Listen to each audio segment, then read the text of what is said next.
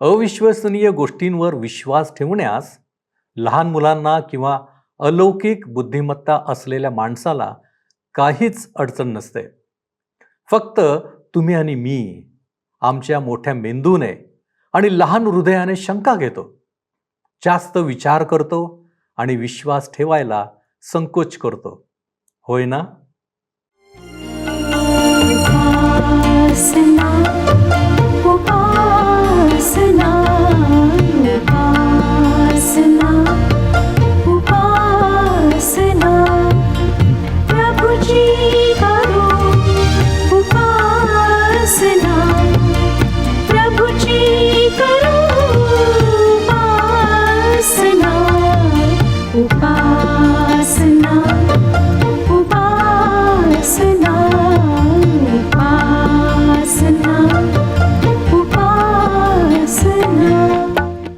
उपस्थित सर्व बंधू आणि भगिनींनो, उपासना कार्यक्रमामध्ये आपले हार्दिक स्वागत. प्रियांनो, अविश्वसनीय गोष्टी सहसा आमच्या आसपास घडत नाहीत, पण आम्हाला पवित्र शास्त्रात मात्र वाचायला मिळतात. परंतु सर्वच मानव त्या असामान्य गोष्टींना स्वीकारीत नसतात. आमच्यामध्ये शंका असतात आणि आपण सहजपणे अशा असामान्य गोष्टींना नाकारण्याचा प्रयत्न करतो. प्रियांनो, असामान्य गोष्टी करून देव त्याच्या लेकरांना सांभाळतो, संरक्षण देतो, त्यांच्या अडचणी दूर करीत असतो. फक्त आमचा देवावर विश्वास असावा. अलिशाने देवाच्या साह्याने केलेले चमत्कार असेच होते. आजच्या अध्ययनात आपण याच विषयावर अभ्यास करणार आहोत. तर मग चला प्रियांनो, आपण आपल्या अध्ययनाची सुरुवात करूया. श्रोत्यांनो, ह्या दिवसांमध्ये आम्ही राजाच्या दुसऱ्या पुस्तकाचे अध्ययन करीत आहोत. जर आपल्याजवळ पवित्र शास्त्र बायबल आहे तर अवश्य उघडा राजाचे दुसरे पुस्तक, दुसरा अध्याय. पहिला अध्याय आणि दुसऱ्या अध्यायाची 1 ते 18 वचने आम्ही अभ्यासली आहेत. आजचं अध्ययन दुसऱ्या अध्यायाच्या 19व्या वचनापासून आम्ही पुढे करणार आहोत. आम्हाला दिसतं श्रोत्यांनो की एलियाला देवाकडे उचलून घेण्यात आले. एरिहो येथल्या संदेष्टांचे शिष्य जे काही घडत आहे ते सर्व पाहत होते आणि त्यांनी अलिशाला म्हटले की आम्ही जाऊन त्याचा शोध करतो. परंतु 17व्या अध्यायात आम्ही पाहिले की त्यांना तो सापडला नाही. ते परत आले तेव्हा अलिशा एरिहो येथे होता.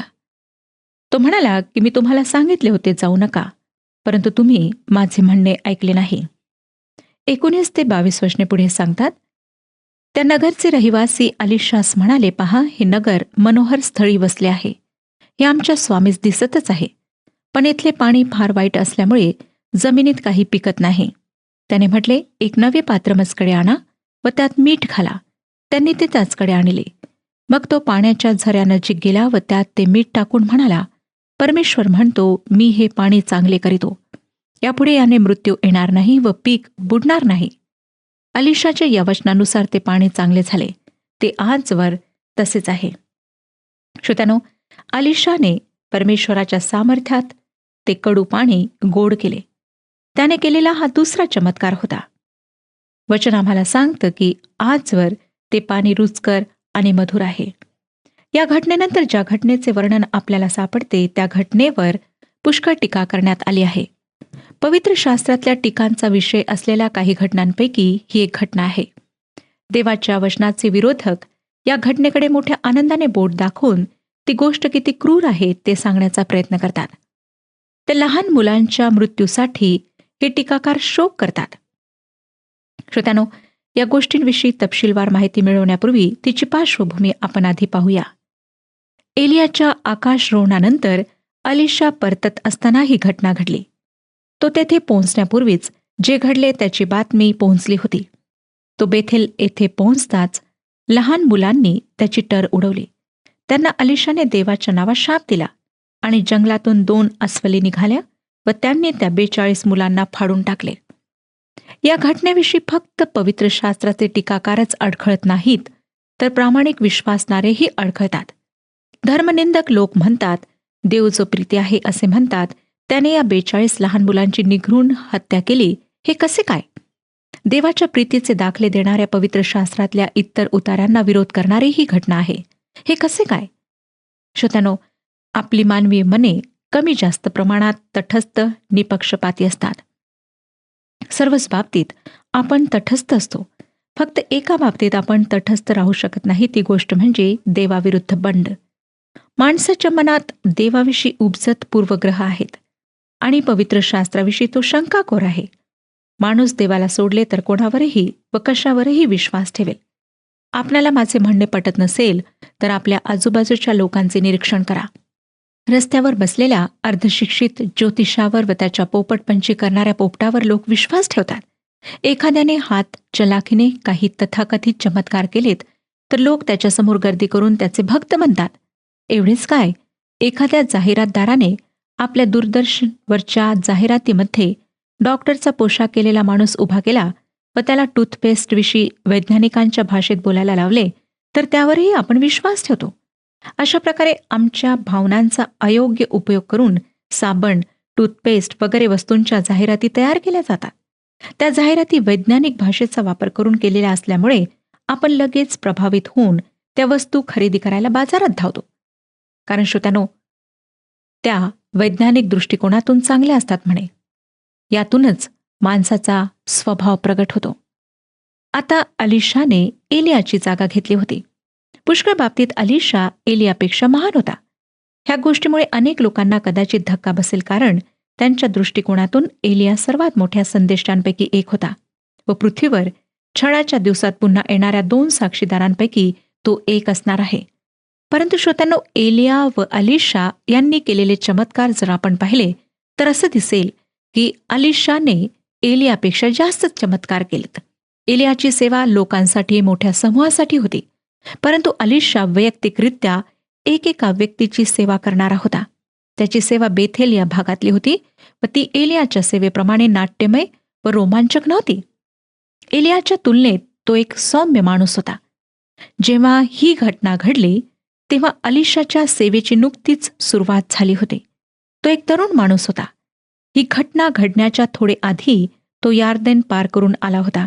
त्याने नुकतेच एलियाला अग्नीच्या रथात आरूढ होताना व स्वर्गारोहण करताना पाहिले होते.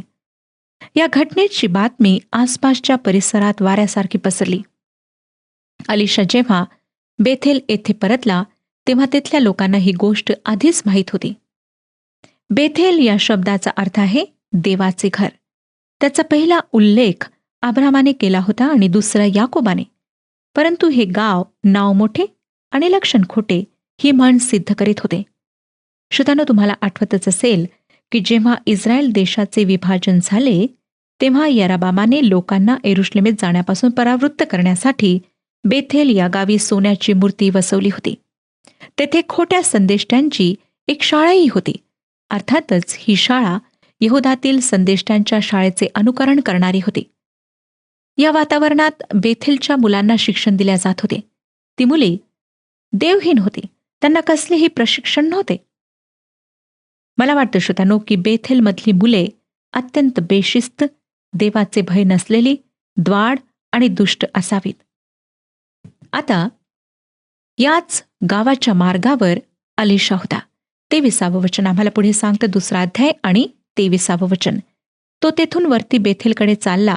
तो वाट चढून जात असता नगरातून काही पोरे बाहेर येऊन त्याची थट्टा करून म्हणाली, अरे टकल्या, चालता हो. लहान मुले शहराच्या बाहेर आलीत.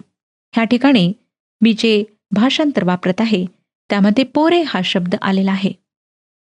या ठिकाणी प्रत्येक वाचणाऱ्याला असं वाटतं की ही अगदी लहान मुले, गोजीरवाणी मुले होती. सर्वानुमते ही मुले खूप चांगली होती.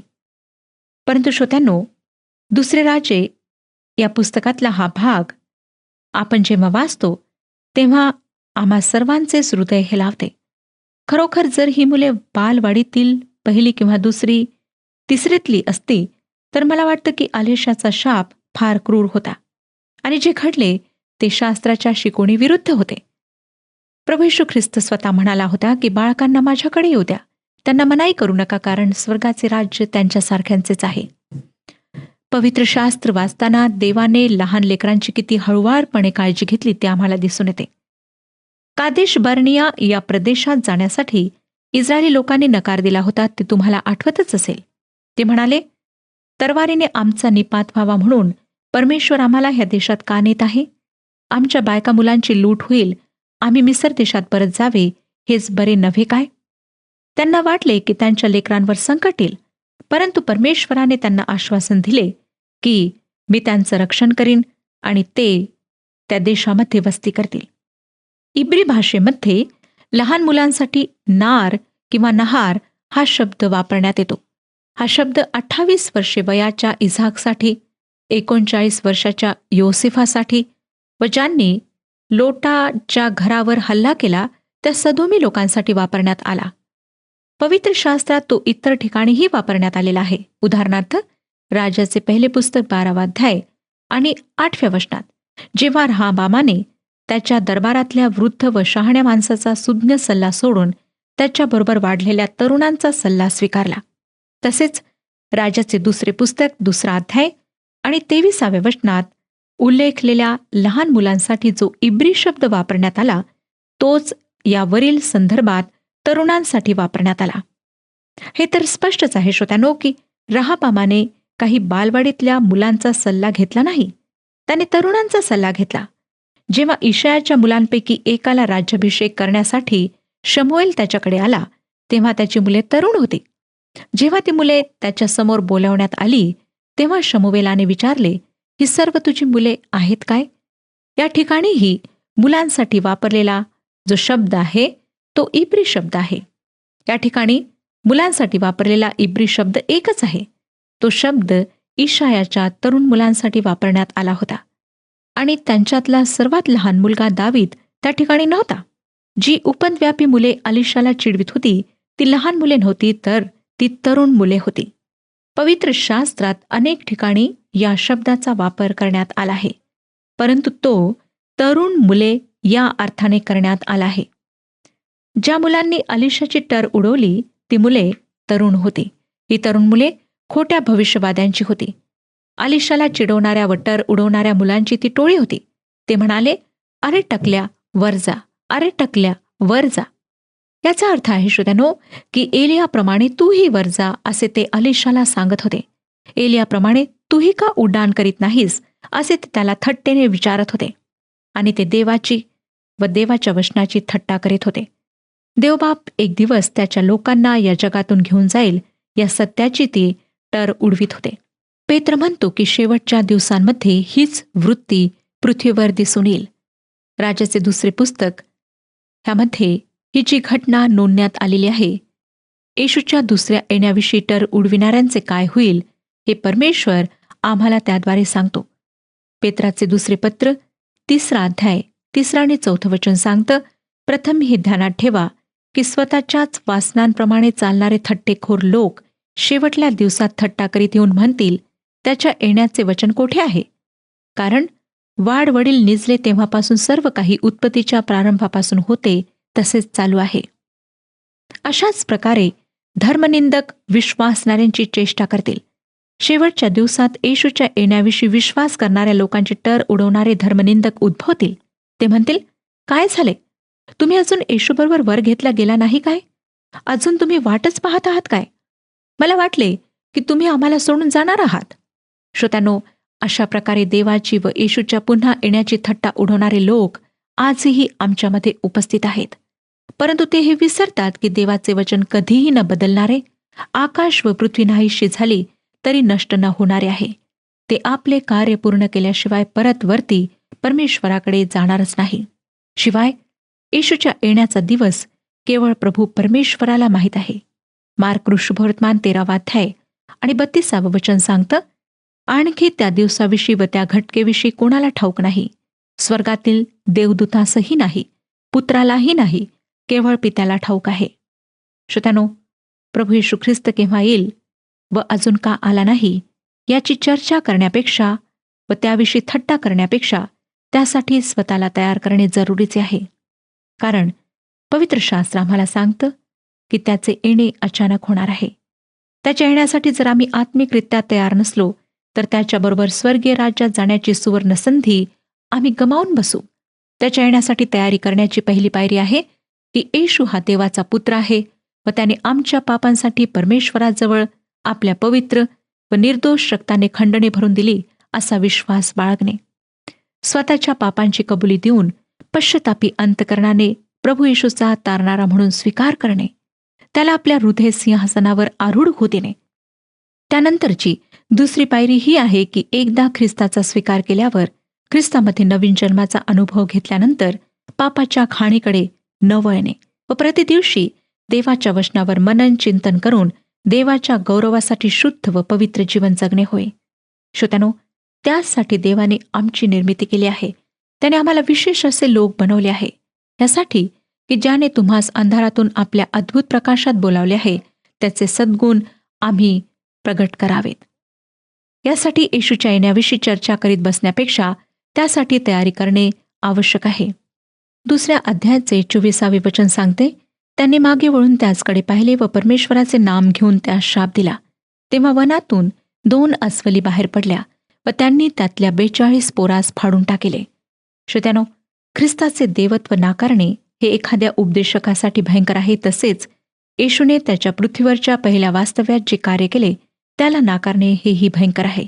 त्याच्या दुसऱ्या आगमनाला नाकारणे व त्याची थट्टा करणे हे सुद्धा घोर पातक आहे. त्याची शिक्षा भयंकर आहे.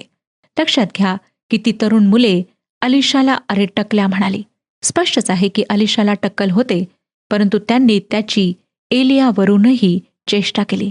आजकाल देवाच्या वचनावरही बरीच टीका केल्या जाते.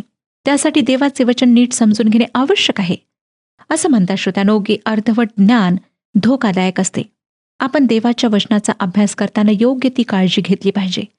मला खात्री आहे की आपण अवश्य देवाच्या पवित्र वचनाला जीवनामध्ये आदरपूर्वक स्थान द्याल आणि प्रथम स्थान देऊन देवाच्या वचनाचा अभ्यास कराल. आता आपण पुढची वचने वाचूया. 25 वचन सांगतं की तो तेथून निघून कर्मेल पर्वताकडे आला आणि तेथून शोम्रोनास माघारी गेला. 3 अध्यायामध्ये अलिशाने केलेले चमत्कार हे आम्ही पाहणार आहोत. 3 अध्याय 1 वचन सांगतं, यहुदाचा राजा यहोशाफाट याच्या कारकिर्दीच्या 18व्या वर्षी आहाबाचा पुत्र यहोराम शोम्रोनात राज्य करू लागला. त्याने 12 वर्षे राज्य केले.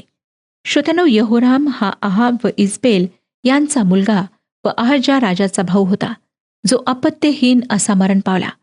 2 आणि 3 वचन पहा. परमेश्वराच्या दृष्टीने जे वाईट ते त्याने केले, तरी आपल्या आईबापा इतके केले नाही, कारण त्याच्या बापाने केलेला बाल मूर्तीचा स्तंभ त्याने काढून टाकला. तरीची पापकर्मे नबाटाचा पुत्र यराबाम याने इस्रायलाकडून करविली, त्यांचे त्याने अवलंबन केले, ती त्याने सोडिले नाहीत. श्रोत्यानो, त्याने आहाबाप्रमाणे पाप केले नाही, परंतु यराबामाच्या पापांना तो चिकटून राहिला. अर्थात वासराची पूजा करण्याचे पाप त्याने चालू ठेवले. 4 आणि 5 वचने. मवाबाचा राजा मेशा हा मेंढरांचे कळप बाळगून होता. तो इस्रायलाच्या राजास 1,00,000 कोकराची व 1,00,000 एडक्यांची लोकर खंडणी म्हणून देत असे. आहाब मेल्यावर मवाबाचा राजा इस्रायलाच्या राजावर उलटला. मवाब हा देश इस्रायलाच्या अधिपत्याखाली होता व तो इस्रायलाला खंडणी भरून देत असे. जेव्हा आहाब मरण पावला तेव्हा मवाबाने स्वतःचे स्वातंत्र्य मिळविण्याचा प्रयत्न केला. त्यांनी आपली खंडणी भरण्यास नकार दिला.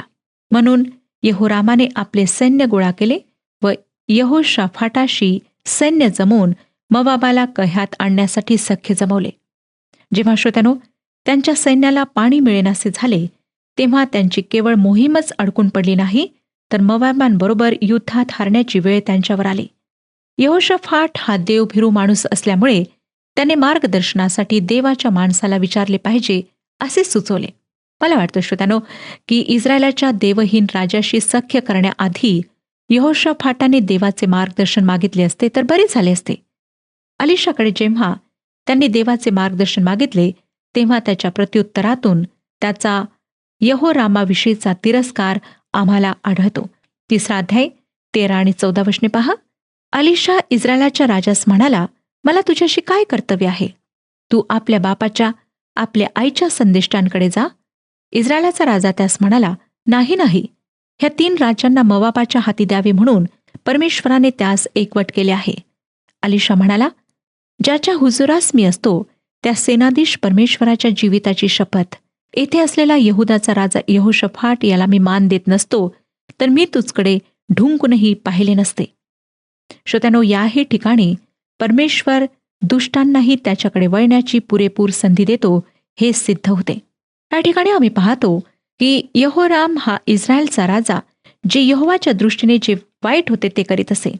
वासराच्या मूर्तीची पूजा त्याने चालूच ठेवली. परंतु जेव्हा त्याने मोवाबाविरुद्ध यहोशाफाटाची मदत मागितली तेव्हा यहोशाफाटाखातर देवाने त्याची मदत केली. आपल्याला अब्राम व लोटाची गोष्ट आठवत असेल.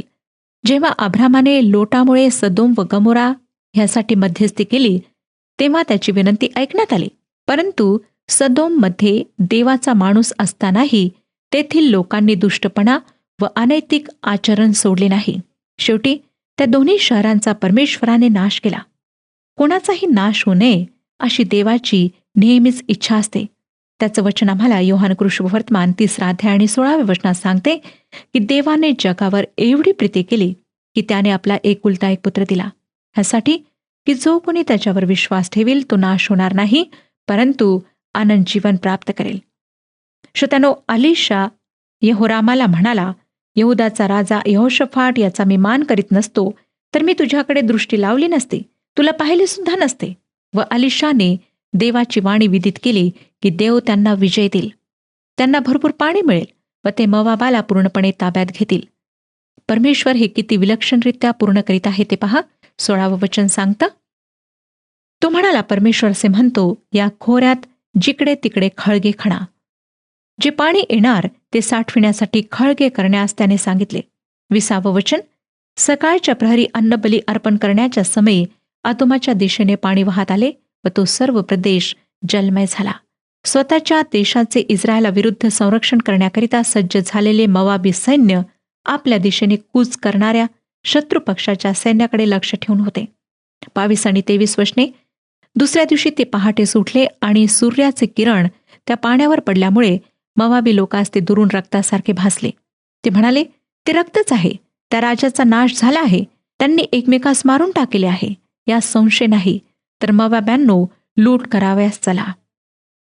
त्या रक्तासारख्या दिसणाऱ्या पाण्यामुळे मोवाबी लोकांचा गैरसमज झाला.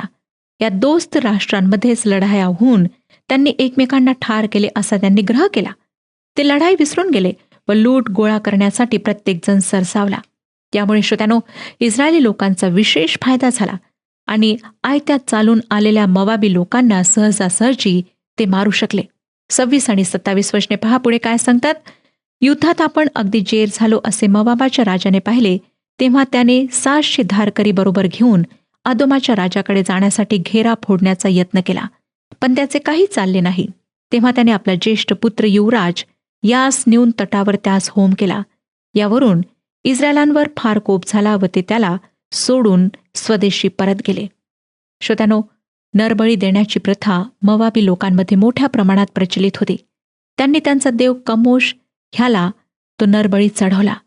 मोवाबाच्या राजाला वाटले की आपल्या वारसदाराचा आपल्या मुलाचा बळी दिला तर कमोश प्रसन्न होऊन त्यांना विजय देईल. परंतु त्यांचा दारुण पराभव झाला. कारण श्रोत्यानो, कमोश एक मूर्ती होता, तो जिवंत देव नव्हता. इस्रायलाच्या संकटसमयी मदतीस धावणाऱ्या जिवंत देवाने त्यांना या युद्धात विजय दिला. या विजयातून इस्रायलाच्या सेनाधीश परमेश्वराचे सामर्थ्य आणि कृपा आम्हाला दिसून येते. श्रोत्यानो, हाच परमेश्वर आज आमच्यावर प्रेम करतो. त्याची इच्छा आहे की आम्ही नेहमी त्याच्याशी संबंध जोडून ठेवावा. त्याच्यासमोर आम्ही समर्पित असे जीवन जगावे. येशू ख्रिस्ताच्याद्वारे ह्या जिवंत परमेश्वराशी आपण संबंध जोडू शकता. परमेश्वर ह्या विषयात आपले मार्गदर्शन करो आणि आपणाला आशीर्वाद देव. प्रियानो, फक्त देवाकडे ते सामर्थ्य आहे ज्याद्वारे तो कोणतीही असामान्य गोष्ट करीत असतो.